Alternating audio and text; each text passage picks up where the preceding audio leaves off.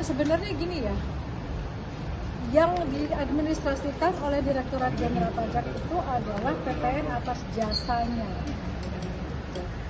Jasa yang dikenakan atas tadi transaksi digital. Jadi kalau apa namanya, yang sekarang yang kita tahu kan, kalau misalnya itu 1.500 ya 1.500 sudah itulah, dan di situ sudah include PPN. Jadi sebenarnya bisa jadi yang 1.500 itu adalah include PPN, di situ sudah ada. Yang bayar ya sesuai dengan teorinya, sesuai dengan ininya, PPN itu kan dikenakan atas penyerahan barang atau jasa oleh konsumen gitu ya. Jadi misalnya kayak sekarang kita e-wallet atau e-money, kita bayar misalnya biaya jasanya transaksinya 1.500, ya sudah 1.500 itu, dan di dalamnya itu sudah ada PPN gitu. Kalau menjadi lebih tinggi Bu, itu yang enforcement dari DJP atau BI sih Bu kalau kayak gitu? Kalau itu kan tarifnya yang 1.500 kan di luar kewenangan kami. Itu kan itu ya provider. Butuh penegasan bahwa PPN ini adalah bukan PPN baru. Oh, lihat ke kamera Ibu. Oh ya, oke. Kameranya yang mana? Nah, depan Ibu. Oke. Jadi ini mungkin ini ya, kenaikan PPN itu bukan 12%, tetapi 1% dari 11% menjadi 12%. Dan untuk terkait transaksi digital ini juga bukan hal yang baru, karena itu sudah dikenakan berdasarkan PMK nomor 69 tahun 2002. Jadi bukan baru sekarang di imposnya, tetapi sejak tahun 2002. Bu, soal status tadi dong, ada ruang nggak sih sebenarnya buat pemerintah menunda atau membatalkan itu, ada penegasan nggak, ada atau nggak ada? Apa penegasan apa? Penegasan kalau ini bakal jalan terus atau bisa dibatalin itu bisa di mana? Saya nggak bisa. Dari DJP sendiri ada ini nggak Bu, untuk penurunan tingkat pembayaran pajak tahun depan Bu? Kekhawatiran dari kenaikan ini? Yang jelas Direktorat Jenderal Pajak tugas utamanya adalah mengumpulkan penerimaan pajak ini tentunya digunakan atau dibelanjakan untuk sebesar-besar kemakmuran rakyat, dikembalikan lagi melalui APBN. Tugas Direktorat Jenderal Pajak adalah mengumpulkan penerimaan pajak tentunya dengan segala apa namanya yang sudah ditetapkan gitu ya, cara-cara yang sudah ditetapkan sesuai dengan peraturan perundang-undangan.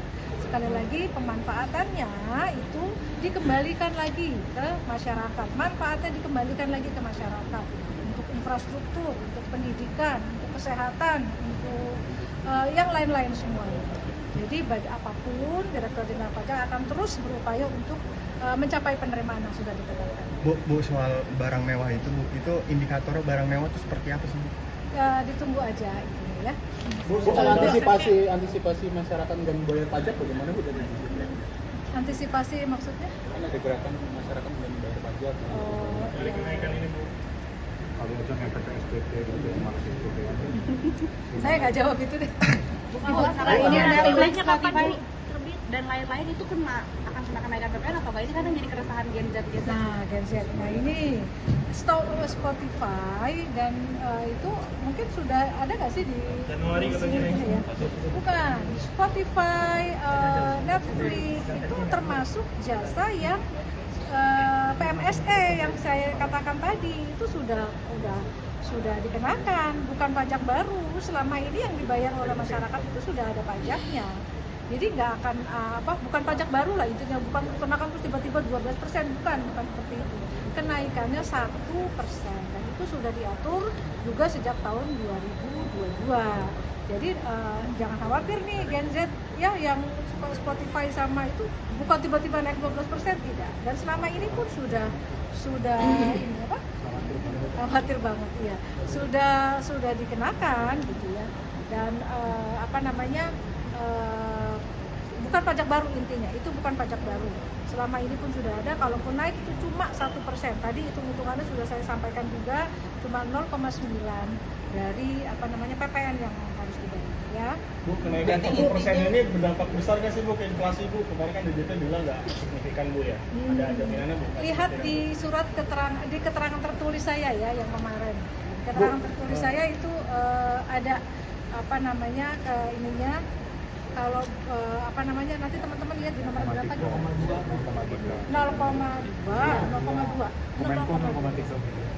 Ibu, berarti intinya bahwa nanti tambahan pajak ini dikenakan pada perusahaan penyedia jasa pembayarannya elektronik atau ke masyarakat. Mereka ini kan efek domino ya Bu, kayak gitu sih, pembayarannya nambah, barangnya nambah, pajaknya. Gini, sekali lagi saya sampaikan ya, PPN itu dikenakan atas penyerahan barang dan jasa yang dikenakan pada konsumen terakhir. Jadi kalau sekarang nih saya ulangi lagi yang tap cash ya, tap cash atau ya e-wallet deh, e-wallet. Ketika kita ngisi dompet digital kita, ada biayanya 1.500. Nah, biaya itulah sudah sebetulnya karena di dalamnya itu sudah ada PPN-nya. Yaitu ketika uang dalam dompet kita digunakan, kena lagi nggak? Ya enggak.